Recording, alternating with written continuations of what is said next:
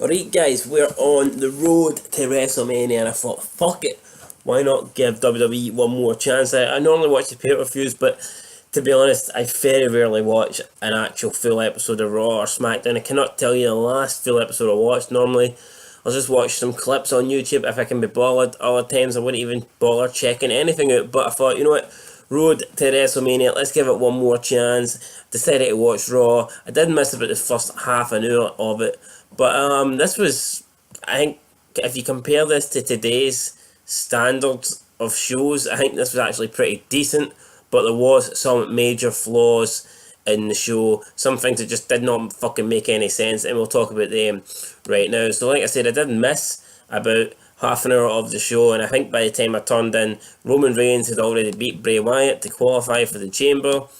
I think Bray Wyatt would have been good to have in the Chamber. I don't know why they couldn't have arranged it so Bray Wyatt and Roman Reigns could have both been in the Chamber. I'm assuming that's because Bray Wyatt and Matt Hardy are going to partake in a match at Elimination Chamber, but obviously that remains to be seen, and that's just pure speculation from me at the moment. So I tune in, and it's advertised some matches. We have Raw Tag Team Championships, The Bar defending against Rollins and Jason Jordan. We also have a Triple Threat main event. Braun Strowman, Cena and Elias. Winner enters the Chamber last. So all that sounds good. And then we had a promo backstage with Jason Jordan telling Seth Rollins he's 100% fine. So we come back for the break, and it's the fucking Balor Club, man. You shitting me. I really felt like turning my TV off. I was like, no way, I'm not going to punish myself by watching this piece of shit Finn Balor. So he comes out, and he's, got his leather jacket on. All the guys are masturbating over his jacket. And I'm thinking, why the fuck do we have to watch this? I mean, we went from Stone Cold Steve Austin to this wee fucking twig. Hopefully he'll get snapped. But he didn't get snapped. They took on the Revival, aka the biggest jobbers in the tag team division, and they lost, which is hardly surprising. It was a team of Finn Balor and Kyle Anderson beating the Revival. Average match. It was what it was. Nothing great, nothing to write home about. We then had a promo package saying that Angle would announce the 5 women that are going to be in the Chamber match. So, I mean, already I thought that was weird. The men's chamber, you have to qualify to get in it. The women's chamber, you don't. Angle's just going to pick you for it. Didn't make much sense. Then with a promo backstage with Bayley and Sasha Banks. Sasha Banks basically saying that she knows how to beat Asuka, and that Bayley's got no chance of beating Asuka, and Bayley says that she can beat Sasha Banks, and if Sasha Banks can beat Asuka, that means Bayley can beat Asuka. So it definitely looks like Sasha fucking Horseface is turning heel. To be quite honest, I wish you'd just turn to the fucking exit door and keep on walking. That's the only kind of turn I want. And then we had the Cruiserweight 205 stuff on next, and I swear the next turn was the TV. It was going to turn off, man, but thankfully this match did not last long. Cedric Alexander and Mustafa Ali won. Apparently they're going to have a tournament, 16-man tournament, to decide the champion at WrestleMania. Could not give a monkey's shit. We then had Alexa Bliss and Kurt Angle backstage, and they were talking. We didn't really know what about. Apparently, we'll hear more tonight when Angle announces his match. By the way, this is 4:30 in the fucking morning, so if this review seems like it's getting botched, then it probably is. But it's not getting botched as bad as Kurt Angle. Kurt Angle comes out ready to announce. He's doing, I don't know, I think he botched his lines here, man. He had to repeat himself, and it's as if he didn't. The way he was speaking, it just did not make sense. It didn't flow. It's just I don't know. His words did not come out right. he botched big time. So he named the 5 people, and then I really don't get this. So he named the 5 people. It was Sasha Banks, Mickie James, those 2 irrelevant fuckers that Paige hangs about with, and Bayley.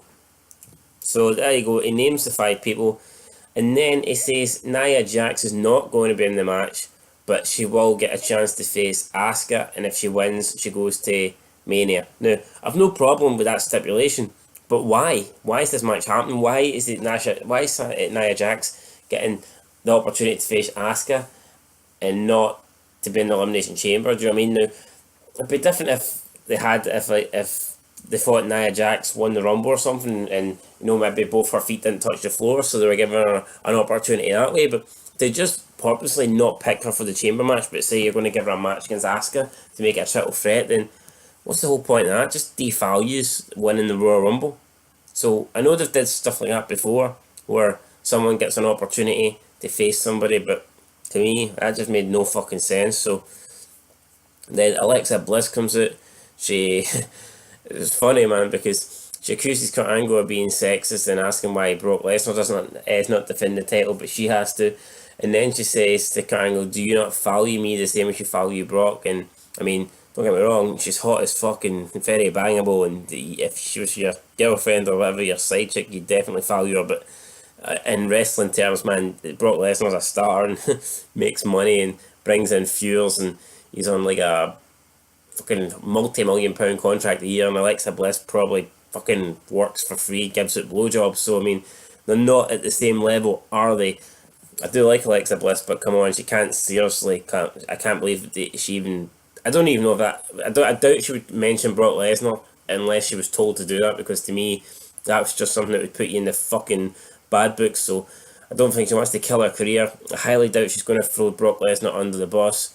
But I mean, yeah, to even try and compare these two makes no sense. Angle says he's not going to let her weasel her way out of the match, and she's going to defend the title in the chamber. So there she goes. She goes sulking.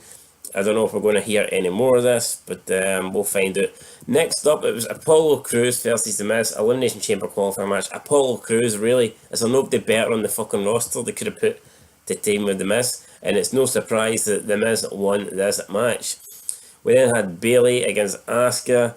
Asuka won. I mean, who's surprised, really? It was a decent match, I guess, but Asuka won, so pish. She's not lost in 2.5 years. Why? I don't know. Boring. Can't speak a word of English. Fucking hurts people in the ring. Looks like a spastic. Is a spastic. And I don't know. Hopefully she loses soon, because just can't stand her, man. She's shite. Nobody ready for Asuka. Fucking tell you what, man. I'm not ready for Asuka. See, as soon as I see Asuka, I want to commit suicide. I want to stop watching. So I'm certainly not ready for Asuka. What did we have next? We got, what the fuck? I'm trying to know how bad the show. Well, it's not how bad the show. I just can't remember. So I'm actually on Twitter here again.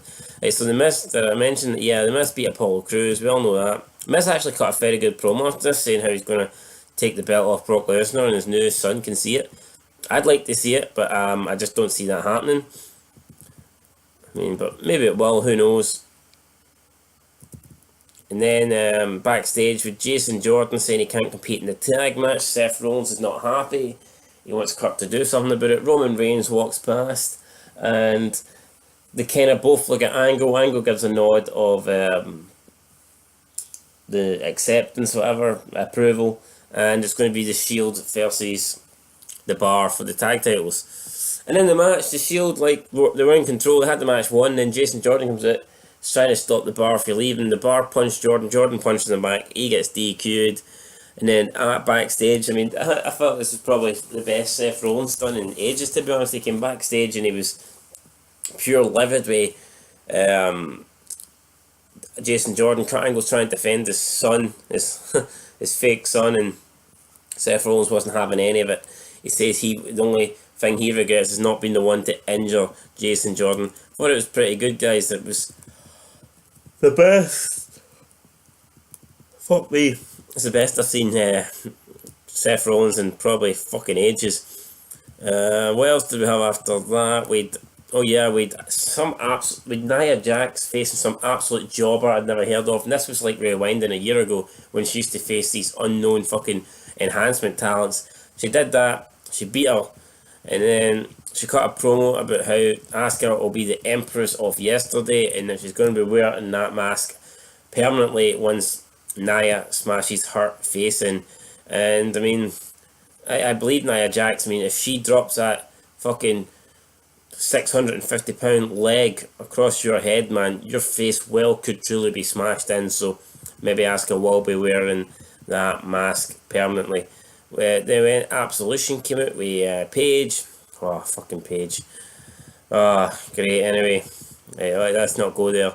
Taking on Mickie James. Mickie James defeated Sonya, or whoever, the fucking MMA fighter from Absolution.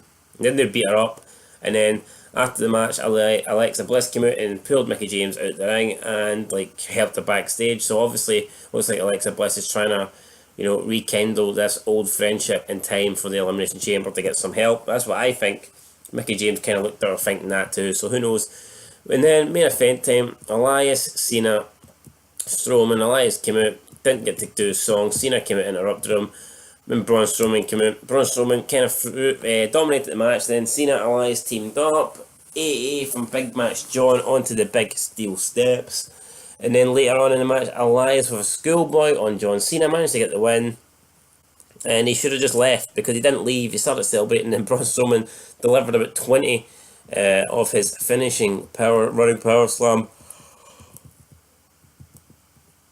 maneuvers on top of him, and that was end of the show. So weird. I mean, some of the matches were alright, but some of the promos were alright, but some of the stuff was just fucking weird. The whole Kurt Angle thing was completely botched. You'd pish cruiserweight stuff. You had Apollo Crews taking on the Miz. I mean, that stuff was bad, but I mean, the tag team title match was decent. The main event was decent. There was some good stuff on this show. The Miz promo was decent.